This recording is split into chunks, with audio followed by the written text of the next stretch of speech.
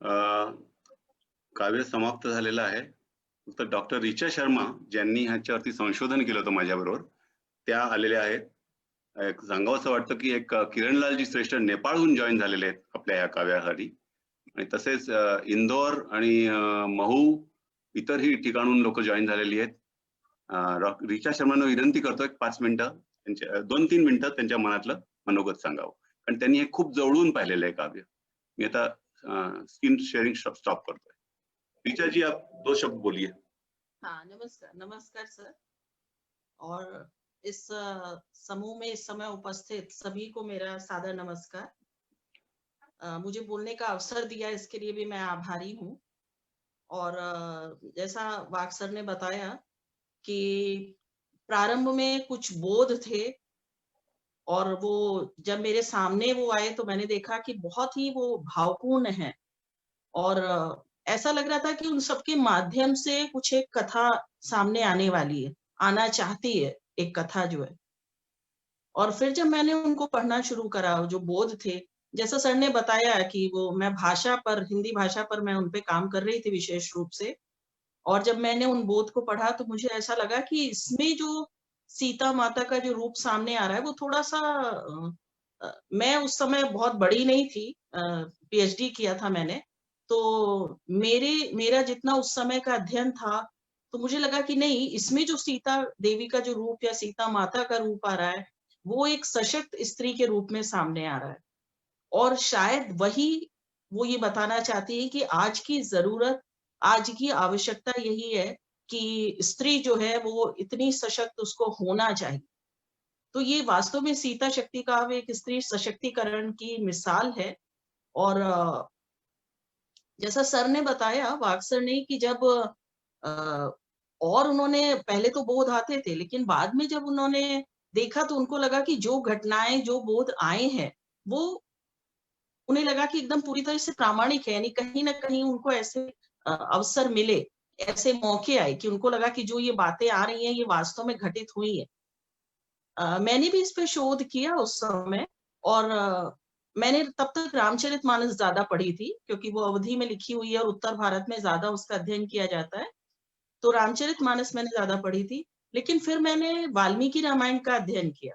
और मैंने देखा कि वाल्मीकि रामायण में सीता का जो रूप है वो बहुत सशक्त स्त्री के रूप में। सीता जो है वो सुशिक्षित है, बुद्धिमान है, उनकी अपनी सोच है, वो बहुत निडर है, बहुत निर्भीक है। और वो जो बात कह रही है वो तर्क के साथ अपनी बात कहती है। तो ये पूरा एक रूप जो है वो सीता शक्ति काव्य के माध्यम से सामने आ रहा था। और सीता जी आदि शक्ति महामाया का अवतार हैं, इस सब से हम सभी परिचित हैं। लेकिन इस सीता शक्ति काव्य में उनका जो रूप हम लोगों को दिखाई देता है, वो मैंने देखा कि जैसे लवकुश प्रसंग सर ने बताया, वाल्मीकि ऋषि ने तो लवकुश को ज्ञान प्रदान किया, लेकिन सीता जी ने उन्हें स्वाभिमान, एक विनम्रता और जो संस्कार दिए वो बहुत अद्भुत थे। और उसका कई जगह पर सर ने उल्लेख किया। मैं एक बताना चाहती हूँ कि जो उन्होंने संस्कार हम कैसे देते हैं, नैतिक शिक्षा जिसे हम कहते हैं, जिसकी आजकल बहुत कमी हो रही है, ये नैतिक शिक्षा हम अपने बच्चों को अपने व्यवहार के द्वारा देते हैं। सीता जी ने भी उसी तरह से खेल-खेल में वो चीज़ें सिखाई हैं। जैसे समृद्धि है, समृद्धि के लिए बड़ा अच्छा उन्होंने बोला कि दी उसने बुद्धि, करो कर्म शुद्धि, जहाँ हो मूल्य वृद्धि, वहीं होगी समृद्धि। तो ये मूल्य वृद्धि क्या है? ये हमारी वैल्यूज़ है। हमारे जो जीवन मूल्य जिनको हम कहते हैं, ये वैल्यूज़ हैं। तो उन्होंने सिखाया कि ये वैल्यूज़ होना जो है ये बहुत ज़रूरी है।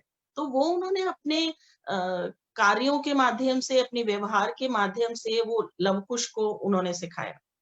और मुझे इसमें बहुत अच्छी चीज़ ये लगी कि बहुत बड़ी-बड़ी बातें बड़े सरल शब्दों में बताई गई हैं। गीता का आप सबने सुना होगा कि जब युद्ध का समय था, तो अर्जुन ने एक प्रश्न किया था कृष्ण से कि ये मन बहुत चंचल है और ये बहुत इधर-उधर विचलित होता है।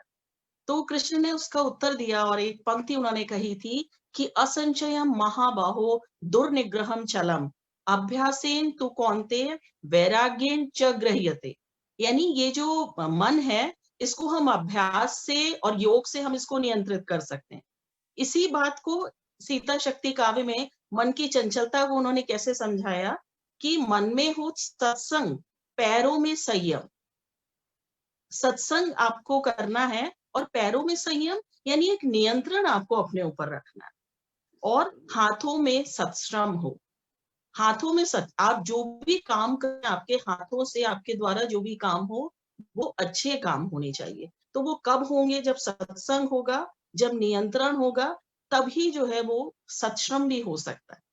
तो इस तरह से मुझे बहुत अच्छा लगा कि बड़ी कठिन चीजों को सीता शक्ति काव्य में, मैं ये कहूंगी कि वो सीता माता का तो काव्य है, लेकिन वो प्रदीप वाग सर के माध्यम से वो अभिव्यक्त हुआ है इसमें। और बोध उनको जो प्राप्त हुए हैं, ये भी सबको प्राप्त नहीं होते, ये कुछ ना कुछ इसके पीछे एक कारण होता है कि कौन उसको ग्रहण कर सकता है।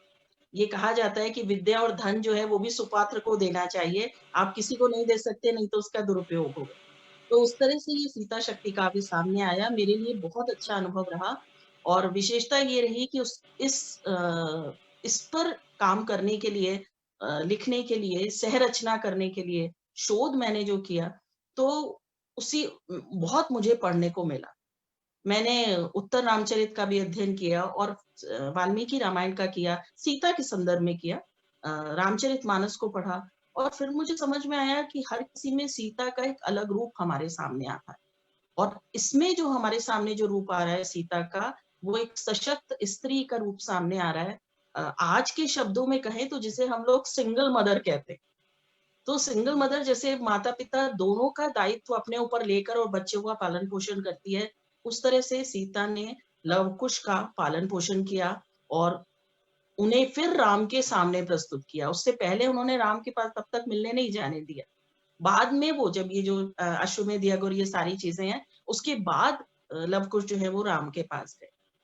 तो ये बहुत सुंदर तरीके से इसमें भावपूर्ण तरीके से चीजें सामने आई हैं। वाग सर ने उसको बहुत संगीत देके, नृत्य और इन सब के माध्यम से उसको बहुत एक सुंदर रूप में प्रस्तुत किया है। मैंने भी आज पहले देखा था, आज फिर से मैंने देखा, तो वो सारी चीजें जो है वो चित्र की तरह एकदम दिल में उतर जाती हैं।